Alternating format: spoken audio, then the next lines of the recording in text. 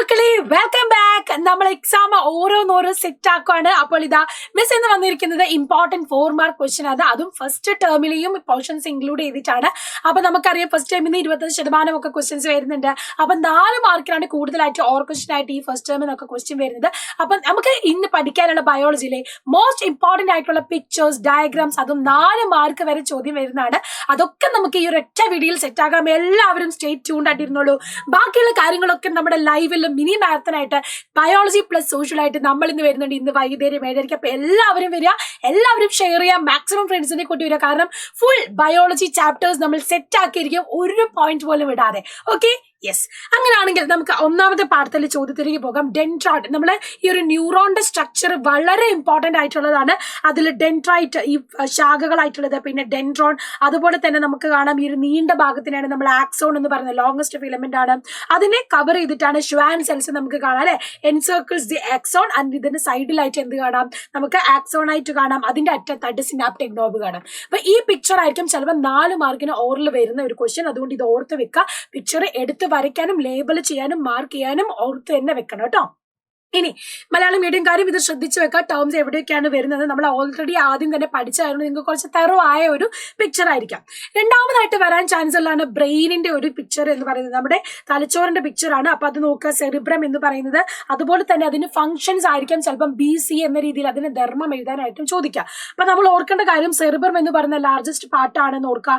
അത് മാത്രമല്ല numerous fishers, അതുപോലെ ഗ്രൂവ്സ് ഒക്കെ നിങ്ങൾക്ക് കാണാൻ കഴിയും, വടക്കുകളും ചുളിവുകളും ഒക്കെ കാണാൻ കഴിയും. അതിന്റെ ഫംഗ്ഷൻ നിങ്ങൾ ഓർത്ത് വെക്കണം. സെൻസേഷൻസ്, അതുപോലെ തന്നെ നമ്മുടെ വോളണ്ടറി മൂവ്മെന്റ്സ് ഒക്കെ കൺട്രോൾ ചെയ്യുന്നത് നമ്മുടെ സെറിബ്രം ആണ് എന്ന് ഓർത്ത് വെക്കാം.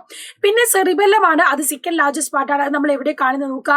ഈ ഭാഗത്തൊരു ഇല പോലെ അല്ലെങ്കിൽ ഒരു ഫാൻ ലൈക്ക് സ്ട്രക്ചർ ആണ് നിങ്ങൾ ഇവിടെ കാണുന്നത്. ഇനി ഈ പറയുന്ന രീതിയിൽ ഇതേപോലെ തന്നെ ചോദിക്കും, അതേ ഫംഗ്ഷൻസും ചോദിക്കും. അതെന്താണ്, മസ്കുലർ ആക്ടിവിറ്റിയും അതുപോലെ മെയിൻറ്റെയിൻ ഇക്വിലിബ്രിയം ഓഫ് ദ ബോഡിയാണ്. മെഡുലോ ഒബ്ലോങ്ക് ഇരുന്നെങ്കിൽ ഇവിടെ താഴെ ദണ്ട് പോലെ കാണുന്ന ഭാഗമാണ്. അതെന്താണ്, റോഡ് ഷേപ്ഡ് ഭാഗമാണ്. And also control involuntary action, നമ്മുടെ ഹാർട്ട് ബീറ്റ്, ബ്രീത്തിങ്, ഇതൊക്കെ കൺട്രോൾ ചെയ്യുന്ന എന്താണ്, മെഡുല ഒബ്ലോങ്കേറ്റ ആണ്. പിന്നെ ഇവിടെ ഹൈപ്പോ തലാമസും കാണാം, തലാമസും കാണാം. അതുകൊണ്ട് മാറിപ്പോവരുത്. മേലെ ഇവിടെ നിങ്ങൾക്ക് നൽകുന്നതാണ് തലാമസ് എന്ന് പറയുന്നത്. ഹൈപ്പോ തലാമസ് എന്ന് പറയുന്നത് നോക്കിക്കുക, അതിന്റെ താഴെയായിട്ട് കാണുന്ന ഒരു ഭാഗമാണ്. അപ്പൊ തലാമസ് എന്ന് പറയുന്നത് എന്താണ്, നമ്മുടെ വേരിയസ് പാർട്സിലും ഇമ്പോർട്ടന്റ് മൂവ്മെന്റ്സ് അല്ലെങ്കിൽ എല്ലാം സെറിബ്രത്തിലേക്ക് എത്തിക്കുന്നതാണ്. കാൻഡോ its act as a release station of impulse. അത് ഇമ്പോർട്ടന്റ് ആയിട്ട് ഓർത്ത് വെക്കണം. റിലീസ് സ്റ്റേഷൻ എന്ന് പറയുന്നത് എന്താണ്, റിലീസ് സ്റ്റേഷൻ എന്ന് പറയുന്ന ഭാഗമാണ് ഇത്. ഈ പറയുന്ന തലാമസ് എന്ന് പറയുന്നത് നോട്ട് ചെയ്ത് വെക്കാം. രണ്ടാമത്തെ കാര്യം ഓർക്കണം, ഹൈപ്പോ തലാമസ് എന്ന് പറയുമ്പോഴോ major role in maintenance of homeostasis. Homeostasis, സമസ്ഥിതി പാലനത്തിന് ഏതാ സഹായിക്കുന്നത്, നമ്മുടെ ഹൈപ്പോ തലാമസ് ആണ്. Maintain equilibrium of the body എന്താണ്, സെറിബെല്ലം ആണ് എന്ന് ഓർത്ത് വെക്കാൻ മാറിപ്പോവരുത്. അടുത്തത് കുറച്ച് ഡിസീസസ് പഠിക്കാനുണ്ടല്ലോ, അതും ചിലപ്പം ചോദിക്കാൻ ചാൻസ് ഉണ്ട് 3 മാർക്കിനൊക്കെ. എല്ലാം ഓർ ക്വസ്റ്റ്യൻ ആയി നിങ്ങൾക്ക് വരാൻ ചാൻസ് ഉള്ളൂ. അതുകൊണ്ട് അത് ഓർത്ത് പേടിക്കേണ്ട. ഏതെങ്കിലും ഒന്ന്, ഇനിയിപ്പോൾ ഇതാണ് നിങ്ങൾക്ക് എളുപ്പം, ഇപ്പൊ ന്യൂറോൺ ഒക്കെ കിട്ടിയാൽ അതാണ് എളുപ്പം എന്ന് തോന്നി നിങ്ങൾക്ക് ഫുൾ മാർക്ക് സ്കോർ ചെയ്യാൻ പറ്റുമെങ്കിൽ അത് നിങ്ങൾ ചൂസ് ചെയ്തോളൂ. പക്ഷെ ഇതെന്താണ്, നോക്കിയിട്ട് പോവാതെ എക്സാമിന് പോകരുത് കേട്ടോ. ഇനി അൽഷിമേഴ്സ് ഉണ്ട്, പാർക്കിൻസൺസ് ഉണ്ട്, എപ്പിലെപ്സി ഉണ്ട്. അൽഷിമേഴ്സ് നമുക്കറിയാം ലോസ് ഓഫ് മെമ്മറി ആണ്. എന്തുകൊണ്ടാണ് അതിന് കോസ് എന്ന് ഓർത്ത് വെക്കണം. പ്രോട്ടീനിലെ insoluble protein the neural tissues of brain and neurons get destroyed ആണ്. അതുപോലെ പാർക്കിൻസൺസിന്റെ എന്താണ്, ഗാംഗ്ലിയോൺസ് ഇൻ ദ ബ്രെയിനിന്റെ ഡിസ്ട്രക്ഷൻ, ആ ഒരു ഡിസ്ട്രക്ഷൻ സംഭവിക്കുന്നതാണ്. ബോഡി ബാലൻസ് പോകും, അതുപോലെ പ്രൊഫ്യൂസ് സലൈവേഷൻ ഒക്കെ വരുന്നത്. എപ്പിലെപ്സി നിങ്ങൾക്ക് അറിയാം, continuous irregular flow of electric charges in the brain ആണ് അല്ലെ. നമ്മുടെ ബോഡിയിൽ അല്ലെങ്കിൽ നമ്മുടെ തലച്ചോറിൽ ഇറഗുലർ ആയിട്ട് അനിയന്ത്രിതമായിട്ട് എന്ത് ചെയ്യുന്നത്, ഇലക്ട്രിക് വൈദ്യുതി പ്രവാഹം ഉണ്ടാവുന്നതിനാണ്. ആൻഡ് തുടരെ സങ്കോചം, പല്ല് കടിച്ചു പിടിക്കുക, ആ ഒരു അപസ്മാരം നിങ്ങൾക്ക് അറിയാവുന്നതാണ്. അൽഷിമേഴ്സ്, പാർക്കിൻസൺസ് അപസ്മാരത്തിന്റെ കാരണവും അതുപോലെ ലക്ഷണം, സിംറ്റംസും നിങ്ങൾ ഓർത്ത് വെക്കാം. അടുത്തത് നമ്മുടെ സെക്കൻഡ് പാഠത്തിൽ നമ്മൾ ഓരോ സെൻസ് ഓർഗൻസ് ആണ് പഠിക്കുന്നത്. വളരെ ചാൻസ് ഉള്ള ഒരു ക്വസ്റ്റ്യൻ ആണ്. അപ്പൊ നിങ്ങൾ ഓർത്ത് വെക്കണം. നമുക്ക് ഔട്ടർ ആയിട്ടുള്ള സ്ക്ലീറ, ദൃഢപടലമുണ്ട്, പിന്നെ കൊറോയിഡ്, രക്തപടലമുണ്ട്, പിന്നെയാണ് ദ്രട്ടിന, ദൃഷ്ടിപടലം വരുന്നത്. അത് മാത്രമല്ല ഇവിടെ നിങ്ങൾക്ക് കൺജക്റ്റീവ, അതുപോലെ കോർണിയാണ് ഏറ്റവും ആന്റീരിയർ പാർട്ടിലുള്ളത് കാണുന്നത്. പിന്നെ ഇവിടെ നിങ്ങൾക്ക് ഐറിസ് കാണാം, സെൻട്രൽ ആയിട്ട് എന്ത് കാണാം, ലെൻസ് കാണാൻ കഴിയും. പിന്നെ അതുപോലെ ഇവിടെ യെല്ലോ സ്പോട്ട് നിങ്ങൾക്ക് കാണാൻ കഴിയും. യെല്ലോ സ്പോട്ട് എന്ന് പറയുന്നത് കണ്ടോ, പീതബിന്ദു അല്ലെ. യെല്ലോ സ്പോട്ട് പീതബിന്ദുവിലാണ് എന്ത് ചെയ്യുന്നത്, കാഴ്ച സാധ്യമാവുന്നത്. അന്ധബിന്ദു എന്ന് ബ്ലൈൻഡ് സ്പോട്ട്, അവിടെ നിന്നാണ് എന്ത് വരുന്നത്, നേത്രനാടി അല്ലെങ്കിൽ ഒപ്റ്റിക് നെർവ് വരുന്നത്. അപ്പൊ അതിന്റെ ഫംഗ്ഷൻസും കാര്യങ്ങളും ആ പിക്ചർ പിക്ചറിൽ ഓരോന്ന് പോയിന്റ് ഉണ്ട്, അതും നോട്ട് ചെയ്ത് വെക്കേണ്ട കാര്യമാണ്. പിന്നെ റോഡ് സെല്ലും കോൺ സെല്ലും മറന്നു പോവില്ലല്ലോ. ഈ ഒരു പിക്ചർ തന്നിട്ട് ഐഡന്റിഫൈ ദ സെൽ അല്ലെങ്കിൽ കോശം ഏതാണെന്ന് കണ്ടെത്താന്ന് ചോദിക്കും. അപ്പൊ റോഡ് സെൽ ഏതാണ്, കോൺ സെൽ ഏതാണ്? കോൺ പോലെ ഇരിക്കുന്ന കോൺ സെൽ ആണ്, അത് ഓർത്തേ നിങ്ങൾക്കറിയാം. റോഡ് പോലെ ഇരിക്കുന്നതാണ് റോഡ് സെൽ എന്ന് നോക്കിയാൽ അത് എഴുതി അതിന്റെ ധർമ്മം എഴുതുക. നമുക്കറിയാം നമ്മുടെ കളർഫുൾ വിഷൻ അതുപോലെ ബ്ലാക്ക് ആൻഡ് വൈറ്റ് കാണുന്നത് സഹായിക്കുന്നത് റോഡ് സെൽസ് ആണ്. കോൺ സെൽസ് ആണ് കളർ വിഷൻ സാധ്യമാക്കുന്നത്. എല്ലാം ഓർത്തു വെക്കാം. പിന്നെ അടുത്തത് ഇയർ, ചെവിയെ കുറിച്ച് പഠിക്കുമ്പോൾ നിങ്ങൾ നോക്കാം. ബാഹ്യകർണം ഔട്ടർ ഇയർ ഉണ്ട്, മിഡിൽ ഇയർ മധ്യകർണമുണ്ട്, പിന്നെ എന്തുണ്ട് ഇന്നർ ഇയർ ആന്തരകർണം. അതിൽ ഓരോ ഭാഗങ്ങൾ ഇവിടെ പിന്നെന്താണ് എക്സ്ട്രാ ഓഡിറ്ററി കനാൽ ഉണ്ട്. അതുപോലെ മിഡിൽ ഇയറിലേക്ക് വരുമ്പോൾ നമുക്ക് ടിംപാനിക് മെമ്പറിൻ, അതുപോലെ ഈ ഓഡിറ്ററി ഓസിക്കൽസ് ആയിട്ടുള്ള malleus incus stapes and middle ear cavity, eustachian tube, അതിന്റെ ഫംഗ്ഷൻ ഓർക്കുക. പിന്നെ ഇന്നർ ഇയർ എന്ന് പറയുമ്പോൾ അവിടെ ഓവൽ വിൻഡോ, റൗണ്ട് വിൻഡോ കാര്യങ്ങൾ അല്ലെ. സെമി സർക്കുലർ കനാൽസ് ചിലപ്പം ഈ ഒരു പിക്ചർ മാത്രമായിട്ട് ചോദിക്കും, ഇന്നർ ഇയറിന്റെ മാത്രം. അപ്പൊ ഇതാണ് സെമി സർക്കുലർ കനാൽസ്. ഇതിനെ നമ്മൾ വെസ്റ്റിബ്യൂൾ എന്ന് പറയുന്നത്. വെസ്റ്റിബുലാർ നെർവും ഉണ്ട്, ഓഡിറ്ററി നെർവും ഉണ്ട്. ഈ ഒരു കോയിൽ ലൈക്ക് സ്ട്രക്ചറിനാണ് നമ്മൾ കോക്ലിയ എന്ന് പറയുന്നത്. അപ്പൊ ആന്തരകർണത്തിന്റെ ഒരു പിക്ചറും കൂടെ ഇമ്പോർട്ടന്റ് ആയിട്ട് ഓർത്ത് വെക്കേണ്ട കാര്യങ്ങളാണ്. സോ മക്കളെ, ഇനി നമ്മൾ സൗണ്ട് വേവ്സിന്റെ ഫ്ലോ ചാർട്ട്, അതായത് നമ്മുടെ ഇയറിലൂടെ എങ്ങനെയാണ് സൗണ്ട് വേവ്സ് പോകുന്നതെന്നുള്ള ആ ഫ്ലോ ചാർട്ട് ആണ് നോക്കുന്നത്. അപ്പൊ നോക്കിക്കേ, സൗണ്ട് വേവ്സ് എങ്ങോട്ടേക്ക് പോവാ? പിന്നയിലേക്ക് പോകും. പിന്നയിൽ നിന്ന് പിന്നെ ഓഡിറ്ററി കനാൽ, പിന്നെ ടിംപാനം, പിന്നെ ഇയർ ഓസിക്കൽസ്, പിന്നെ oval window, cochlea, hair cell, പിന്നെ impulse, auditory nerve, cerebrum, sense of hearing. ഇവിടെ ഓർക്കാം, സെൻസ് ഓഫ് ഹിയറിംഗിന്റെ ആണ് ഫ്ലോ ചാർട്ട് എന്ന് പറയുന്നത്. ബോഡി ബാലൻസ് ആണെങ്കിൽ സെറിബെല്ലം വഴിയാണ് പോകുന്നത്. അതുപോലെ നമുക്ക് വെസ്റ്റിബുലാർ കനാൽസ് ഒക്കെ വരും. അപ്പൊ ഈ ഒരു ഫ്ലോ ചാർട്ട് നിങ്ങൾ ഓർത്ത് വെക്കണം, മറന്നു പോകരുത് കേട്ടോ.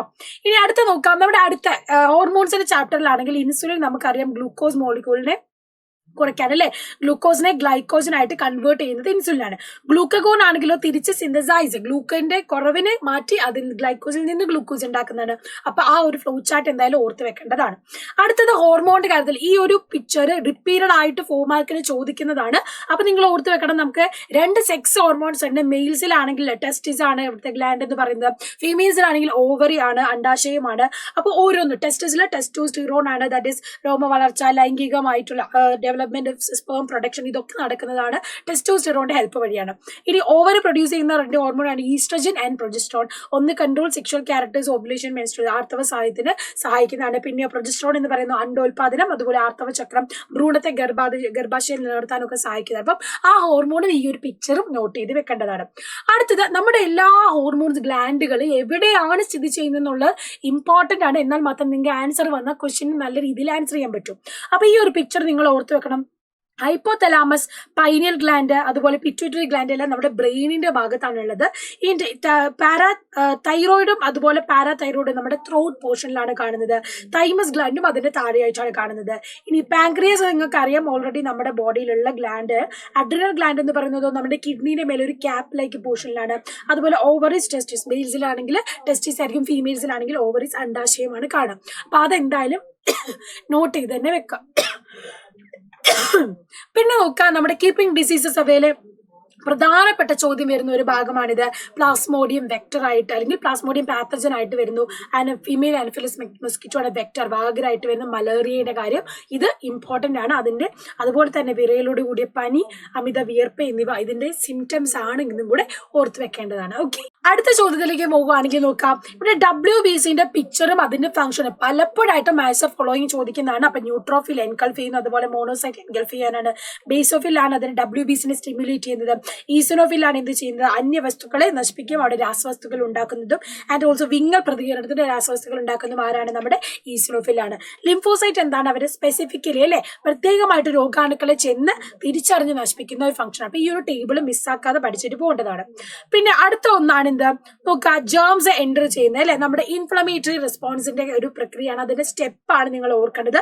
ജേംസ് എൻറ്റർ ചെയ്യുന്നുണ്ട്, പിന്നെ കെമിക്കൽസ് പ്രൊഡ്യൂസ് ചെയ്യുന്നുണ്ട്, അത് കഴിഞ്ഞ് ബ്ലഡ് കാപ്പിലറീസ് ഡയലേറ്റ് ചെയ്യുന്നുണ്ട്, വൈറ്റ് ബ്ലഡ് സെൽസ് വൂണ്ട് സൈറ്റിൽ എത്തുന്നു, അതുപോലെ ന്യൂട്രോഫിൽസും മോണോസൈറ്റും എൻകൾഫ് ചെയ്യുന്നു. ഈ ഒരു ഓർഡറിൽ ഈ ഒരു പിക്ചർ പഠിച്ചു വെക്കേണ്ടതാണ് കേട്ടോ.